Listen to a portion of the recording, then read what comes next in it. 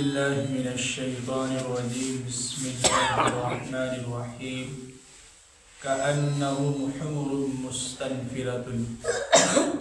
کل پچھلے آیت میں بات چل رہی تھی منافقین کے تعلق سے کہ جب ان کے سامنے نصیحت کی باتیں کی جاتی تھی، قرآن ان کو اللہ کے نبی صلی اللہ علیہ وسلم تلاوت کر کے سناتے تھے تو منہ کو جو ہے پھیر لیتے تھے۔ اب اس کی مثال دے رہے ہیں کہ یہ لوگ کس طریقے سے منہ کو پھیرتے تھے کہ کأنہم حمر مستنفرہ، گویا کہ وہ جو ہے جنگلی گدھے کی طرح ہے۔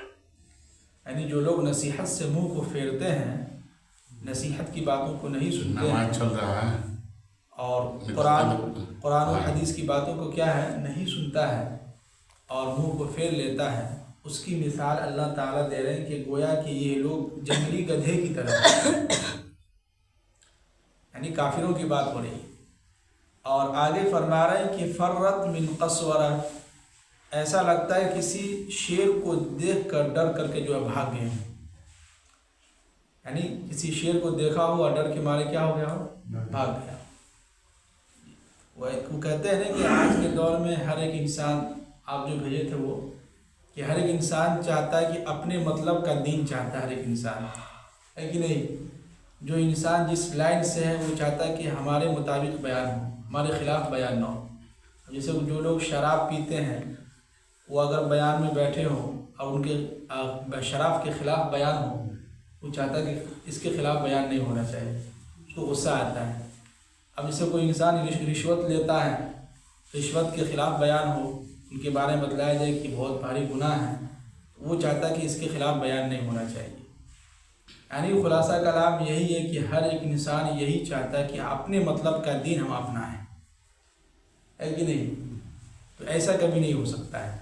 قرآن و حدیث جو بیان کرتا ہے، اللہ تعالیٰ اپنے مطابق بیان کرتا ہے کہ میرے بندوں کے لیے کیا چیز صحیح ہے کیا غلط ہے، یہ اللہ تعالیٰ فیصلہ کریں گے۔ اس لیے کہ ہم سب کا پیدا کرنے والا کون ہے؟ اللہ۔ جس طرح گھر کے اندر باپ کہتا ہے کہ بیٹا میرے مطابق چلنا ہوگا، اس لیے کہ سارا خرچہ کون اٹھا رہا ہے؟ باپ اٹھا رہا ہے، تو باپ تو کہے گا ہی کہ ہمارے مطابق گھر میں رہنا ہے تو ہمارے مطابق رہنا ہوگا۔ تو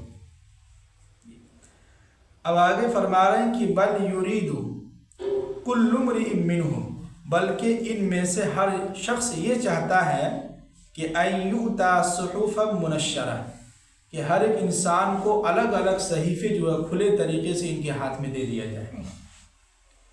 یعنی اللہ کے نبی صلی اللہ علیہ وسلم پر جو قرآن نازل ہو رہا تھا تو ان کافروں کا کہنا یہ تھا کہ یہ قرآن صرف محمد پر ہی کیوں نازل ہو رہا ہے۔ ان کو اس بات سے جو ہے چڑ تھی کہ محمد پر ہی کیوں نازل ہو رہا ہے۔ اگر ٹھیک ہے مان لیتے ہیں قرآن ہدایت کی کتاب ہے، نصیحت کی کتاب ہے، تو ہونا تو یہ چاہیے تھا کہ ہر ایک شخص کے الگ الگ ہاتھوں میں جو ہے، سب کے ہاتھوں میں اللہ تعالیٰ تھما دیتے کہ یہ لوگ کتاب پڑھو، ہے کہ نہیں؟ تو آگے اللہ تعالیٰ اس کا جواب دے رہے ہیں کہ کلا، ایسا ہرگز نہیں ہو سکتا ہے۔ کیوں؟ تفسیر میں لکھا ہے کہ جو کتاب جو نازل ہوتی ہے، تمام کتابوں کا نازل جو ہوا ہے، ان تمام کتابوں کے جو جس پر ہوا ہے وہ پیغمبر ہی ہے۔ تمام پیغمبروں پر ہی صحیفے نازل کیے گئے ہیں، کتابیں نازل کی گئی ہیں۔ اب ظاہر سی بات ہے کہ جو کتاب جس پر نازل ہوتا ہے اسی کو معلوم ہے کہ اس کا ترجمہ ہم کس طریقے سے لوگوں کے سامنے بیان کریں۔ پیغمبر کے ذریعے سے ہی ہوگا، پیغمبر ہی ہمیں بتلائے گا کہ اس آیت کا کیا مطلب ہے کہ نہیں؟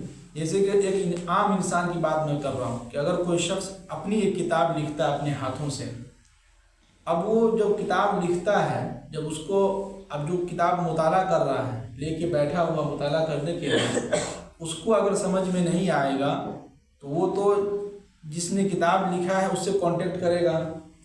اور آج کے دور میں ہر کتاب والا جو کتاب لکھتا ہے وہ آخر میں اپنا نمبر ضرور دے دیتا ہے۔ اس کتاب کے اندر کچھ باتیں اگر آپ کو سمجھ میں نہ آئے، کچھ اگر غلط نظر آئے تو آپ مجھ سے کیا کریں؟ کانٹیکٹ کریں، ہم سے بات کریں، میں آپ کو سمجھاؤں گا۔ اسی طرح کلاس کے اندر بھی یہی ہوتا ہے کہ کتاب کا کوئی مطلب کوئی آیت ترجمہ سمجھ میں نہ آتا ہو تو یہاں پر کہنے کا مطلب یہ کہ اس کی تشریح کس طریقے سے کی جائے کہ ایک الفاظ کے جو ہے معنی کئی ہوتے ہیں، لیکن اس الفاظ کے صحیح معنی کون بتائیں گے؟ پیغمبر بتلائیں گے، یہ کہنے کا مطلب ہے۔ تو اگر کسی بھی کتاب کا اگر ہم مطالعہ کر رہے ہیں اور اپنے منمانی سے اگر کرتے رہیں گے تو اگر ہر آدمی کے ہاتھ میں اگر الگ الگ صحیفے دے دیا جاتا تو ہر آدمی اپنے من کے مطابق زندگی گزارتا، اپنے من کے مطابق دین کو اپناتا۔ اس لیے اللہ تعالیٰ کہہ رہے ہیں کہ کلا، ایسا ہرگز نہیں ہو سکتا ہے، یہ کتاب تو ہم پیغمبر پر ہی نازل کریں گے اور پیغمبر ہی تم کو سمجھائیں گے کہ اس آیت کا کیا مطلب ہے، کیا مقصد ہے، یہ کہنے کا مطلب۔ آج جتنی بھی کتابیں نازل ہوئی ہیں سب پیغمبر پر ہی کیا ہوئی ہے؟ نازل ہوئی ہیں، اس لیے کہ پیغمبر ہی بتلائے گا کہ اللہ کا اس آیت میں کیا منشا ہے۔ اب آگے فرما رہے ہیں کہ دوسری وجہ بتلا رہے ہیں کہ بلکہ لا یخافون الآخرہ، بات اصل میں یہ ہے کہ یہ لوگ آخرت سے ڈرتے ہی نہیں، یعنی ان کو اگر ڈر ہوتا آخرت کا، قیامت کا اگر ڈر ہوتا، اللہ کا خوف ہوتا تو مان لیتا کہ ہاں پیغمبر پر قرآن نازل ہو رہا ہے، صحیح نازل ہو رہا ہے، جو بات وہ کہہ رہا ہے بالکل صحیح بات کہہ رہا ہے۔ لیکن جس انسان کو آخرت پر یقین ہی نہ ہو، قیامت پر یقین ہی نہ ہو، وہ تو ادھر ادھر کی باتیں کیا ہے پھینکے گا۔ اب آگے فرما رہے ہیں کہ کلا، بے شک اور ہرگز یاد رکھو کہ انہ تذکرۃ، یہ کتاب جو ہے بالکل ایک نصیحت کی کتاب ہے، یعنی یہ قرآن جو ہے کیا ہے؟ نصیحت کی کتاب ہے۔ فمن شاء ذکرہ، بس اب جو شخص چاہے اس نصیحت کو، اس کتاب کے سننے کے بعد اسے کیا ہے؟ نصیحت حاصل کرے۔ یعنی ہم نے قرآن تو نازل کر دیا پیغمبر پر، تم لاکھ باتیں بناؤ یا کچھ بھی بولو، لیکن اگر کوئی شخص اس پر یقین رکھتا ہے، اللہ اس کے رسول پر ایمان لاتا ہے، یقین رکھتا ہے آخرت پر، تو اب جو شخص چاہے گا اس قرآن سے نصیحت کیا کرے گا؟ حاصل کرے گا، اس پر عمل کرے گا۔ اب آگے فرما رہے ہیں کہ وَمَا يَذْكُرُونَ، اب آگے اللہ تعالیٰ یہ بھی کہہ رہا ہے کہ کوئی بھی انسان نصیحت حاصل نہیں کر سکتا ہے الا مگر ان یشاء اللہ، جسے اللہ چاہے، یعنی اللہ تعالیٰ جس انسان کے دل کے اندر خواہش پیدا کرے گا، اس کو ہدایت دینا چاہے گا، تو ایسا انسان اگر کوشش کرے گا اور نصیحت حاصل کرنا چاہے گا تو اللہ تعالیٰ ایسے شخص کو ہدایت کیا دے دے گا۔ اب آگے فرما رہے ہیں کہ ہوا اہل التقوی، اور اس دنیا کے اندر سب سے زیادہ اگر کسی سے ڈرنے کا حق بنتا ہے وہ کون ہے؟ اللہ، یعنی اللہ کے علاوہ اس دنیا کے اندر کسی بھی مخلوق سے نہیں ڈرنا ہے۔ سب سے پہلے حق کس کا بنتا ہے؟ اللہ۔ اب آگے فرما رہے ہیں کہ وہ اہل المغفرہ، اور مغفرت، لوگوں کی مغفرت کون کریں گے؟ اللہ تعالیٰ۔ اللہ کا ہی حق ہے کہ وہ لوگوں کو کیا کرے؟ ان کے گناہوں کو کیا کرے؟ معاف کر دے۔ تو سورہ مدثر مکمل ہو چکا ہے۔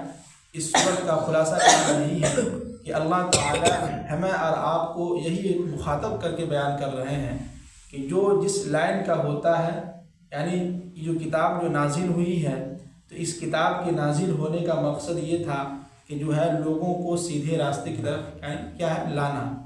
اور یہ قرآن ہر ایک انسان کے اگر ہاتھ میں دے دیا جاتا اور ہر ایک انسان کے الگ الگ جو ہے صحیفے کر کے ان کے ہاتھ میں تھما دیا جاتا تو ہر ایک انسان اپنے من کے مطابق ترجمہ کرتا اور اس پر کیا کرتا؟ وہ عمل کرتا۔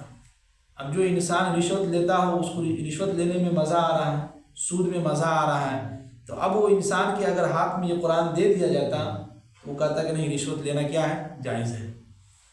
اب جو انسان شراب پیتا ہے، اس کے ہاتھوں میں اگر دے دیا جاتا تو وہ شراب کا ترجمہ یہ کرتا کہ شراب پینا چاہیے لیکن نماز کے وقت میں نہیں پینا چاہیے، ہے کہ نہیں؟ ہر انسان اپنے من کے مطابق ترجمہ کر کے اس کو اپنا لیتا، جیسے کہ آج کل ہو رہا ہے کہ اپنے من کے مطابق دین انسان چاہتا ہے کہ ہمارے مطابق بیان ہو، ہمارے مطابق دین ہو۔ ایسا نہیں ہوگا، یہ تو پیغمبر ہی بتلائے گا کہ کون کیا صحیح ہے کیا غلط ہے۔ اللہ تعالی ہم سب لوگوں کو عمل کرنے کی توفیق